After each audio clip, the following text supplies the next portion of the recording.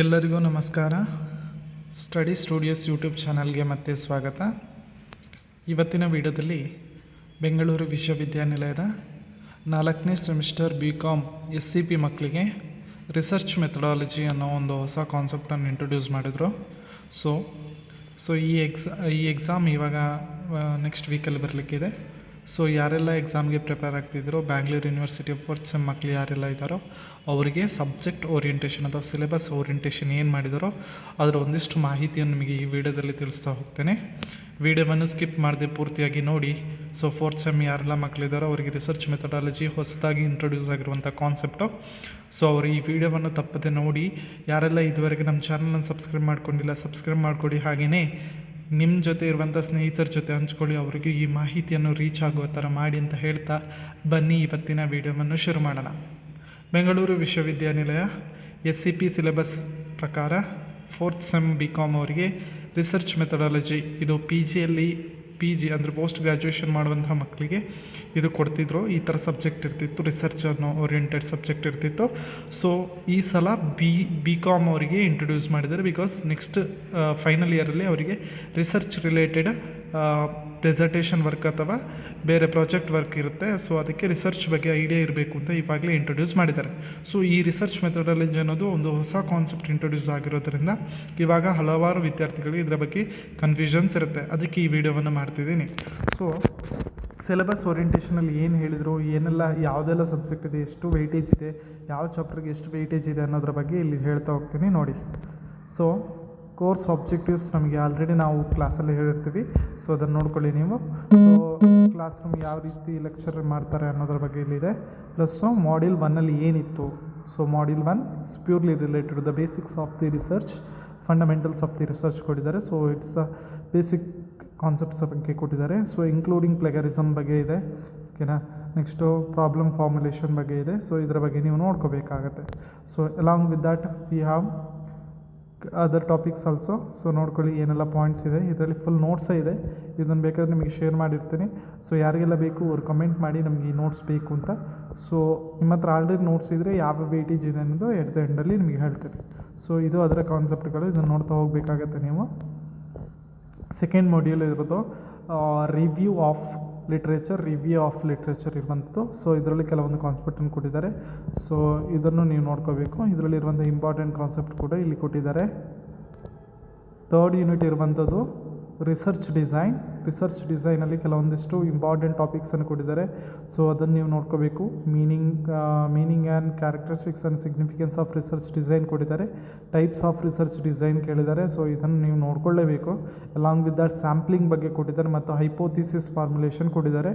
Along with of hypothesis testing ಕೊಟ್ಟಿದ್ದಾರೆ. So ನಮಗೆ BCU Bengaluru city university ಅವರಿಗೂ ಕೂಡ ರಿಸರ್ಚ್ ಮೆಥಡಾಲಜಿ ಅನ್ನೋ ಸಬ್ಜೆಕ್ಟ್ ಕೊಟ್ಟಿದ್ದರು.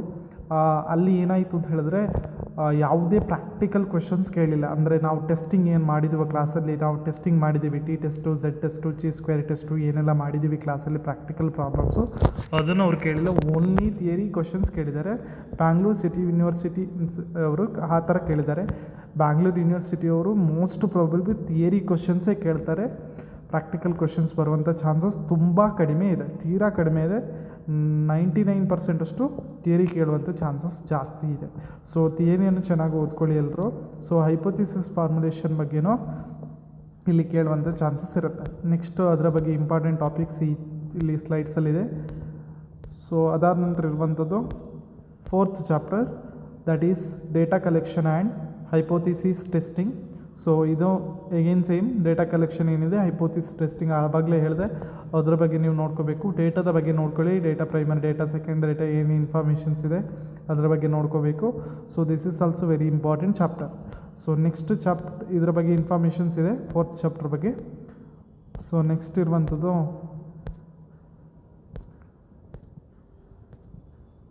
5th chapter, data analysis and report writing. So data analyse ಹೇಗೆ ರೀತಿ ಮಾಡ್ತೀವಿ, ಟೈಪ್ಸ್ ಆಫ್ ಡೇಟಾ ಅನಾಲಿಸಿಸ್ ಕೇಳುವಂಥ ಚಾನ್ಸಸ್ ಇರುತ್ತೆ. Along with that report writing ಇದೆ. ಸೊ ರಿಪೋರ್ಟ್ ರೈಟಿಂಗ್ ಯಾವ ರೀತಿ ರಿಪೋರ್ಟ್ ರೆಡಿ ಮಾಡಬೇಕು ಅನ್ನೋದ್ರ ಬಗ್ಗೆಯೂ ಇಲ್ಲಿ ಕೊಟ್ಟಿದ್ದಾರೆ. ಇನ್ಕ್ಲೂಡಿಂಗ್ ಬಿಬ್ಲಿಯೋಗ್ರಫಿ ಬಗ್ಗೆ ಕೊಟ್ಟಿದ್ದಾರೆ. ಸೊ ಅದನ್ನು ನೀವು ನೋಡ್ಕೋಬೇಕು. ಸೊ ಕ್ಲಿಯರಾಗಿ 5 ಯೂನಿಟ್ಸ್ ಬಗ್ಗೆ ಇನ್ಫಾರ್ಮೇಷನ್ಸನ್ನು ಈ ಪಿ ಪಿ ಟಿಯಲ್ಲಿ ನಿಮಗೆ ಕೊಟ್ಟಿದ್ದಾರೆ. ಸೊ ಅದನ್ನು ನೀವು ನೋಡಿಕೊಂಡ್ರು ನಿಮಗೆ ಸಾಕಾಗುತ್ತೆ. ಎಕ್ಸಾಮಲ್ಲಿ ಪಾಸ್ ಮಾರ್ಕ್ಸ್ ತೊಗೊಳ್ಳೋದಕ್ಕೆ ಯಾವುದೇ ಪ್ರಾಬ್ಲಮ್ಸ್ ಇರಲ್ಲ. ಸೊ ಇದು ಹೊಸ ಕಾನ್ಸೆಪ್ಟ್ ಆಗಿರೋದ್ರಿಂದ ಎಲ್ರಿಗೂ ಕ್ವೆಶ್ಚನ್ ಮಾರ್ಕ್ ಆಗಿದೆ. ಸೊ ಯಾವ ಕ್ವೆಶನ್ಸ್ ಬರುತ್ತೆ, ಯಾವ ರೀತಿ ಕೇಳ್ತಾರೆ, ಪ್ರಾಕ್ಟಿಕಲ್ ಕೇಳ್ತಾರಾ, ಥಿಯರಿ ಕೇಳ್ತಾರಾ ಅನ್ನೋದ್ರ ಬಗ್ಗೆ. ಸೊ ಅದಕ್ಕೆ ಈ ವಿಡಿಯೋವನ್ನು ಮಾಡ್ತಿರೋದು. ಸೊ ಯಾರೆಲ್ಲ ನೋಡ್ತಿದ್ದೀರೋ ಸೊ ದಯವಿಟ್ಟು ಚಾನಲ್ಗೆ ಸಬ್ಸ್ಕ್ರೈಬ್ ಮಾಡ್ಕೊಳ್ಳಿ. ಸೊ ನೋಡಿ, ಈ ಥರ ಕೆಲವೊಂದು ಇನ್ಫಾರ್ಮೇಷನ್ ಕೊಟ್ಟಿದ್ದಾರೆ, ಅದನ್ನು ನೋಡ್ಕೋಬೇಕು. ಸೊ ಕ್ವೆಶ್ಚನ್ ಪೇಪರ್ ಪ್ಯಾಟರ್ನ್ ಹೇಗಿರುತ್ತೆ ಅಂತ ನೋಡೋದಾದರೆ, this is very important part of the examination. So section ಎಲ್ಲಿ answer any 7 out of 10 questions. 10 questions ಕೊಡ್ತಾರೆ, 7 ಕ್ವೆಶನ್ಸ್ಗೆ ನೀವು ಆನ್ಸರ್ ಮಾಡಬೇಕು. ಈಚ್ ಕ್ಯಾರೀಸ್ 2 ಮಾರ್ಕ್ಸ್, 2 ಮಾರ್ಕ್ಸ್ ಇದೆ. ಒಂದು ಕ್ವೆಶನ್ಗೆ 2 ಮಾರ್ಕ್ಸ್. 7 ಕ್ವೆಶನ್ಗೆ ನೀವು ಆನ್ಸರ್ ಮಾಡಿದರೆ 14 ಮಾರ್ಕ್ಸ್ ಸಿಗುತ್ತೆ. ಸೆಕ್ಷನ್ ಬಿ ಯಲ್ಲಿ ಆನ್ಸರ್ ಇನ್ನು 3 ಔಟ್ ಆಫ್ 5 ಕ್ವೆಶನ್ಸ್. 5 ಕ್ವೆಶನ್ಸ್ ಕೊಡ್ತಾರೆ, 3 ಬರೀಬೇಕು ನೀವು 8 ಮಾರ್ಕ್ಸಿಗೆ. 8 3s 24 ಆಗುತ್ತೆ. 24 ಮಾರ್ಕ್ಸ್ ಸೆಕ್ಷನ್ ಬಿ ಯಲ್ಲಿ ನಿಮಗೆ ಸಿಗುತ್ತೆ. ನೆಕ್ಸ್ಟ್ ಸೆಕ್ಷನ್ ಸಿ ಯಲ್ಲಿ 3 ಔಟ್ ಆಫ್ 5 ಕ್ವೆಶನ್ಸ್ ಕೊಟ್ಟಿರ್ತಾರೆ. ಸೊ 3 ಬರೀಬೇಕು. 14 ಮಾರ್ಕ್ಸಿಗೆ 3 × 14 = 42 ಮಾರ್ಕ್ಸ್. ಟೋಟಲ್ 80 ಮಾರ್ಕ್ಸಿಗೆ ನೀವು ಇಲ್ಲಿ ಎಕ್ಸಾಮ್ಸನ್ನು ಬರೀತಾ ಹೋಗ್ತೀರಾ. ಸೊ ಇದರ ಬಗ್ಗೆ ವೆರಿ ಇಂಪಾರ್ಟೆಂಟಾಗಿ ನೋಡ್ಕೊಳ್ಳಿ. ಕ್ವೆಶ್ಚನ್ ಪೇಪರ್ ಪ್ಯಾಟರ್ನ್ ಯಾವ ರೀತಿ ಇರುತ್ತೆ ಅನ್ನೋದನ್ನು ಕರೆಕ್ಟಾಗಿ ಚೆಕ್ ಮಾಡ್ಕೊಳ್ಳಿ.